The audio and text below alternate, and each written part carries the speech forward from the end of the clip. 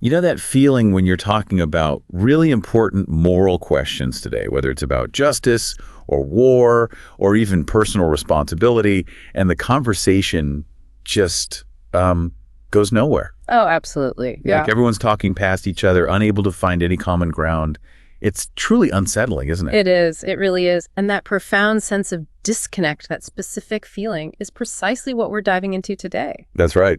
Our deep dive is into Alasdair MacIntyre's incredibly influential and, well, really thought-provoking work, After Virtue. A landmark book, for sure. And our mission here is to unpack his provocative argument that our contemporary moral landscape isn't just, different from the past. It's actually the fractured aftermath of a historical project that fundamentally failed. Failed, yeah. That's the key word. So we're left holding these moral fragments, like pieces of a language we don't really fully understand anymore, kind of detached from their original meaning.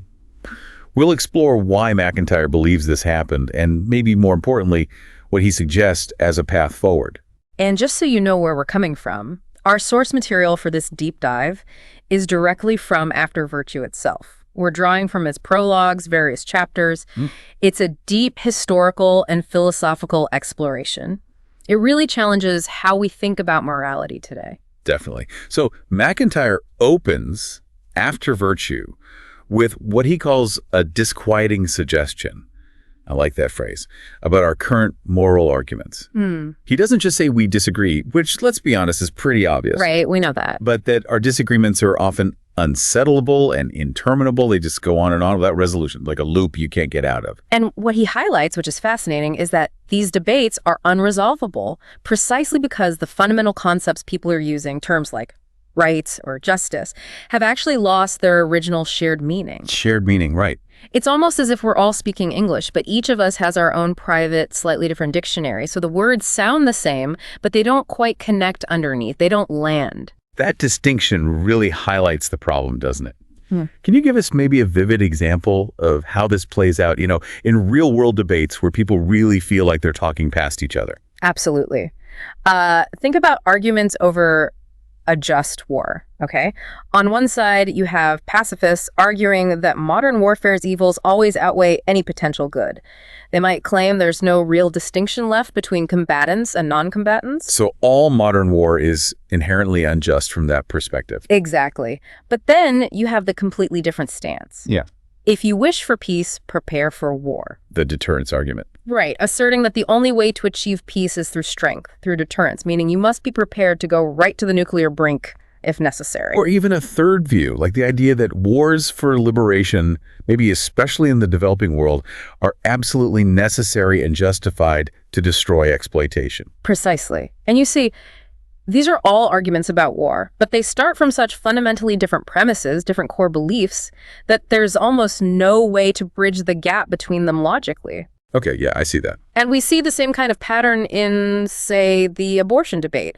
One side emphasizes a claim of rights over one's own body, arguing an embryo is essentially part of the mother's body. While the opposing side asserts that abortion is murder, defining murder as the taking of innocent life and stating that an embryo is an identifiable individual, differing from an infant only in its stage of development. Yeah.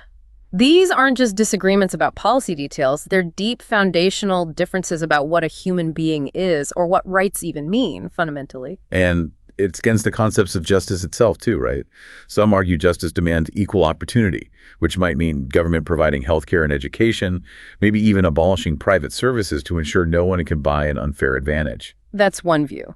But others counter immediately with the claim to one's right to earn property, legitimate acquisition, seeing government redistribution as fundamentally unjust, a form of taking. So the actual definitions of what just means are completely at odds. Completely at odds.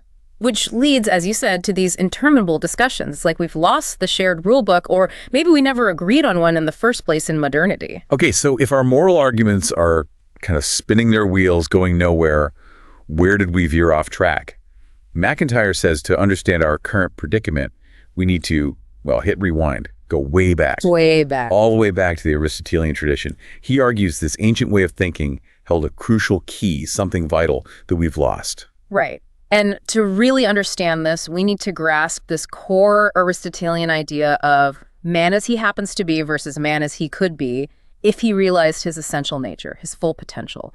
So for Aristotle, ethics wasn't just about following a set of rules. It was about figuring out how to get from your current imperfect self to your ideal self, your perfected state, your telos. Telos, right, that end or purpose. Exactly. This entire ethical system was built on the idea that humans have an inherent purpose, a telos, a natural end or function. So to call something good, whether it was a watch or a person, was actually to make a factual statement about whether it fulfilled its specific purpose or function. Factual. So moral judgments could be objectively true or false. In a sense, yes. True or false relative to that shared understanding of human purpose. They weren't just opinions. Wow. Okay, so this idea of an inherent human purpose gave morality a kind of factual basis, almost like not science, but a grounded truth. But then what happened? How did we lose that? Well, MacIntyre argues that the 17th and 18th centuries, the Enlightenment period, saw a radical break from this Aristotelian understanding. The whole idea of a natural telos for humans was largely rejected. Rejected? Why? Well, the scientific worldview was rising, focusing on mechanics, on efficient causes, not final causes or purposes. So reason became primarily calculative, great for facts, mathematics, figuring out how to do things. But not why. Exactly. Reason became, as MacIntyre puts it, silent about ultimate purposes or ends. And this led directly to that famous problem in philosophy, the no ought from is problem, right? The idea that you can't logically derive a moral command, an ought, from a purely factual statement, an is. Precisely. If you reject the idea that humans have an inherent function or purpose, then statements about what we ought to do can no longer be derived from statements about what we are. Moral judgments lost their grounding in objective reality in this view. They became unmoored. Unmoored, exactly. And when philosophers then tried to find new foundations for morality after ditching Aristotle, MacIntyre argues they all failed, pretty spectacularly in his view. Okay, give us an example. What about, say, utilitarianism? That seems pretty common. Right, take utilitarianism, the attempt to ground morality in maximum pleasure and absence of pain, like Jeremy Bentham tried. It sounds reasonable on the surface. The greatest happiness for the greatest number. Seems practical. Seems practical, but MacIntyre calls this a pseudo-concept. Because it's so vague, so open to interpretation, it can be twisted to justify almost anything. What is the greatest happiness? How do you measure it? Who decides? He argues it ends up being a convenient label, often serving ideological purposes, rather than a clear, consistent guide for moral action. It's more about what feels good or seems efficient in the moment, not what is objectively right based on some stable principle. Okay, so utilitarianism fails, in his view. What about Kantianism? The other really big one, grounding moral rules in practical reason, these universal categorical principles. MacIntyre argues that this also ultimately failed to provide a solid foundation. Why? Because its first principles, the starting points of Kant's system, come down to what MacIntyre calls a choice unguided by criteria. Meaning, despite its claims of universal reason, the fundamental starting point for Kantian morality is essentially an arbitrary individual choice. You have to choose to adopt the universalizing principle, but there's no deeper objective justification for that choice itself, according to MacIntyre. So it still rests on a kind of groundless decision. That's his critique, yes. A groundless, unjustifiable choice at the very beginning. Wow, that's a powerful critique of basically the pillars of modern moral philosophy. So if morality can't be objectively justified, if it's not grounded in a shared purpose, and all these attempts to find new foundations failed, what's left? What fills the void? MacIntyre says emotivism is the inevitable answer. It's the philosophical viewpoint, but also, more importantly, the way people actually end up using moral language in practice. Emotivism, what does that mean practically? It means moral judgments become mere expressions of personal feelings, attitudes, or preferences. They're not statements of fact or reason, they're just expressions of emotion, aimed purely at influencing others to adopt your feelings or preferences. So if I say lying is wrong, I'm not stating some universal truth. I'm just basically saying, I disapprove of lying and you should too.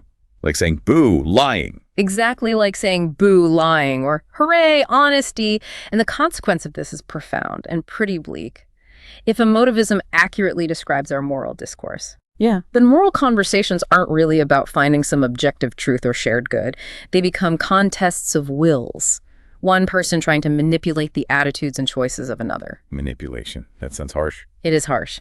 He says, the sole reality of distinctively moral discourse is the attempt of one will to align the attitudes, feelings, preference, and choices of another with its own. Others are always means, never ends. Wow. So people become just tools to get what you want, emotionally speaking. That's the implication of the emotivist viewpoint, as MacIntyre lays it out. It's a stark, almost cynical view of what modern moral discourse has become. That is a pretty bleak picture. And MacIntyre doesn't just leave it abstract. He paints this vivid portrait of modernity's moral landscape, populated by what he calls stock characters. Right, these archetypes. He's not just talking about individuals, but about types, like the therapist, the corporate manager, the aesthete, maybe even the conservative moralist. They're like living embodiments, he says there, masks worn by moral philosophies that define our culture's moral self-understanding, often through their very disagreements. That's right. These characters embody the fragmented moral ideas we were just discussing. For instance, the therapist might represent a moral outlook focused primarily on self-fulfillment, emotional well-being, authenticity. Individual adjustment. Individual adjustment, exactly. While the corporate manager, on the other hand, embodies a worldview driven by efficiency, effectiveness, measurable outcomes, and this belief that social problems can ultimately be solved through technical expertise and control. And they speak fundamentally different moral languages, right? They clash because their core premises about what's good are totally different. Totally different. They often clash without even understanding why the other person holds their view, because the underlying assumptions are invisible or taken for granted. And MacIntyre argues that this modern self, this self that wears these masks, is kind of empty at its core. He says it's freed from traditional social content or identity, so it can assume any role precisely because it is, in and for itself, nothing. Like a blank slate. Yeah, a blank slate that just picks a persona, a role to play. And he shows how even seemingly opposing views, like Jean-Paul Sartre's existentialism, where the self is radically free from its roles, and Irving Goffman's sociology, where the self is essentially liquidated into its role-playing. They seem opposite. They seem totally opposite, but MacIntyre says they actually share a fundamental agreement underneath. The self is entirely set over against the social world. There's no inherent purpose or identity connecting the self to the world in a meaningful way. Which then plays directly into this idea of the managerial illusion we mentioned. The manager's claim to legitimacy, to effectiveness, rests on possessing a stock of knowledge, usually drawn from social science, that supposedly allows for the prediction and control of the social environment. Right, this belief that if you just have enough data, the right models, the right techniques, you can engineer social outcomes predictably. The dream of social engineering. But, as MacIntyre loves to point out, social science, despite all its aspirations and sophisticated methods, actually has a very bad indeed record of prediction. Yeah, he doesn't pull punches there. He notes, for instance, that no economist predicted stagflation in the 70s before it happened. And predictions for economic growth or inflation rates have often been less successful than just, informed common sense. It's a lot of talk about control, but maybe less actual control than claimed. And this, he argues, highlights why we're actually so bad at predicting social outcomes. It's not just because our models aren't good enough yet. He identifies 4 inherent systematic sources of unpredictability in human affairs. Okay, what are they? Well, first, there's radical conceptual innovation. You simply cannot predict the invention of, say, the wheel or calculus or the internet until someone has actually invented it. New ideas change everything in ways you couldn't foresee. Right, you can't predict the unpredictable. Second, the unforeseen consequences of decisions that weren't made. What might have happened if we'd done X instead of Y? That shapes the future too, but it's inherently speculative. Third, game theoretic situations, think of a labor negotiation or international diplomacy. Even if you had perfect information about the other side, which you never do, their choices depend on their predictions of your choices and vice versa, leading to complex, often unstable outcomes. A feedback loop of uncertainty. Exactly. And fourth, just pure contingency, sheer chance, randomness, things that simply happen for no predictable reason. Life is full of it. It's fascinating because there's this tension, isn't there? We constantly seek predictability. We need it for our long-term projects, for finding meaning, for planning our lives. We crave it. But at the same time, we also value unpredictability, don't we? We need it for independence, for creativity, for the possibility of genuine change and freedom. It's almost like we're trying to make society totally predictable while keeping ourselves totally unpredictable. That's a great way to put it. We want both things simultaneously. And MacIntyre notes that what he calls managerial expertise often serves to disguise this fundamental tension rather than illuminating it. It creates an illusion of control, a fiction of predictability, where often none truly exists, giving us maybe a false sense of security in a world that's deeply inherently unpredictable. Okay, so if our modern moral mess, this fragmentation and emotivism and illusion of control, stems ultimately from rejecting Aristotle and the idea of a human purpose, then MacIntyre asks, quite pointedly, was it right in the first place to reject Aristotle? A provocative question. Yeah. He argues that if we want to vindicate a pre-modern, more coherent view of morals, we have to look back towards something like Aristotelian terms. Not necessarily wholesale adoption, but that kind of framework. And here's where he introduces another absolutely vital concept for his positive project. Yeah. The idea of a practice. A practice. What does he mean by that? It sounds simple. It sounds simple, but it's quite specific. A practice, for MacIntyre, is a coherent, complex, cooperative human activity. Think of things like playing chess, or farming, or architecture, or even doing physics or history. These are activities with their own standards of excellence, where goods internal to that activity are realized through participation. These internal goods are the rewards you get from engaging skillfully in the practice itself, the joy of a well-played game, the satisfaction of a well-built house, the insight from a scientific discovery. So these are different from external goods. Exactly. Internal goods can only be achieved by participating in the practice and achieving its standards. External goods are things like money, fame, status. They can often be achieved in many ways, and they aren't specific to the practice itself. You could get paid to play chess badly, for instance. Right. So earning money from playing chess is an external good, but the satisfaction of mastering a complex strategy and executing it perfectly, that pure joy of the game itself, that's an internal good. It's the reward baked into the activity. Precisely. You've got it. And this is crucial. The virtues qualities like justice, courage, honesty, truthfulness are absolutely essential for sustaining practices. How so? Well, MacIntyre argues that without these virtues, practices couldn't resist the corrupting power of institutions. Institutions like chess clubs or universities or corporations are necessary to house practices, but they are often driven by external goods, money, prestige, power. Right. The institution might care more about ticket sales than the beauty of the game. Exactly. And that pursuit of external goods can easily undermine the practice itself, compromising its standards for the sake of profit or reputation. The virtues are what allow individuals within the practice to uphold its internal goods and standards, even when faced with pressure from the institution. They are the guardians of those internal goods. That makes perfect sense. The virtues keep the practice true to itself. Now, building on this idea of practices, MacIntyre makes another really profound point. Yeah. Humans are, as he puts it, essentially a storytelling animal. We understand ourselves and we understand others primarily by placing actions within narrative histories. Your life, viewed as a whole, isn't just a sequence of random events. It's a quest, a story unfolding from birth towards death. A narrative quest. Yeah. And to truly understand yourself or an action, you need to ask, of what story or stories do I find myself a part? This narrative context gives us our imputed characters, the roles we play in our own stories and the stories of others. And it's fundamental for understanding accountability.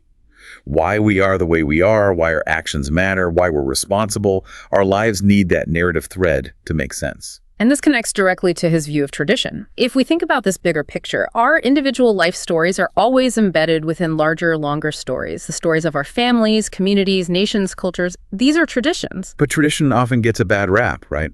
Seen as rigid, outdated. It does, especially in modern individualism. But MacIntyre argues that traditions aren't just static sets of rules handed down from the past to be blindly followed or rebelled against. Properly understood, living traditions are continuous arguments. Arguments. Yes, ongoing arguments or debates about what the goods defined by that tradition truly are and how they should be pursued and interpreted now. A vital tradition embodies continuities of conflict. It's a living, evolving discussion, a dynamic argument with its own past and about its future. Modern individualism, by contrast, often sees tradition only as an adversary, something external and constraining, rather than a rich, ongoing conversation to participate in and shape. That's a really different way of looking at tradition, not as a dead hand, but as a living argument. And it's fascinating, too, to see how the very concept of virtues has changed across different traditions, reflecting their different narratives and practices. Absolutely. He gives great examples. Think about Homeric society, ancient Greece. Arete, which we often translate as virtue or excellence, was fundamentally tied to fulfilling your specific social role effectively. Like being a brave warrior or a wise king or a loyal wife. Exactly. In that context, MacIntyre says morality and social structure are in fact one and the same. There wasn't really a separate sphere called morality. Your virtue was your excellence in performing your function within that social order. Okay, so virtue is role fulfillment there. What about later? Well, fast forward to the New Testament and the medieval traditions influenced by Christianity. Suddenly you see new virtues come to the fore: faith, hope, charity, patience. These become crucial qualities needed to navigate the challenges and survive evils on our historical journey towards a supernatural human end, towards salvation. The purpose of life shifted dramatically, and so did the key virtues needed to pursue that new purpose. So the virtues change with the underlying story and goal. Precisely. And even in much more recent history, he points to someone like Jane Austen. She highlights constancy, reliability, integrity of character over time as a particularly crucial virtue in the complex modern social world she depicted. It's about maintaining a unified self, a coherent personality, in a world that increasingly fragments identity and makes relationships precarious. Constancy as an anchor. It's an anchor, yes. And we also see through historical examples how difficult it is to just invent a new morality from scratch. MacIntyre discusses the Jacobin clubs during the French Revolution. They made this radical attempt to impose a completely new, rationally designed moral system and set of virtues on a national scale. How did that work out? Not well, according to MacIntyre. Yeah. He argues it largely failed because their new moral language, their invented virtues, felt alien and abstract. It didn't connect with the lived experiences, the existing practices, or the inherited narratives of either ordinary people or the traditional intellectual elites. You can't just engineer a morality and expect it to take root if it doesn't resonate deeply with how people actually understand their lives and communities. So, okay, we've covered a lot of ground in this deep dive into MacIntyre's After Virtue. We've seen his diagnosis. Our modern moral incoherence, these unsettlable debates, stem from this historical rejection of a shared human purpose, a common understanding of the good. Yeah, leaving us with fragments. Leaving us with fragments, yeah.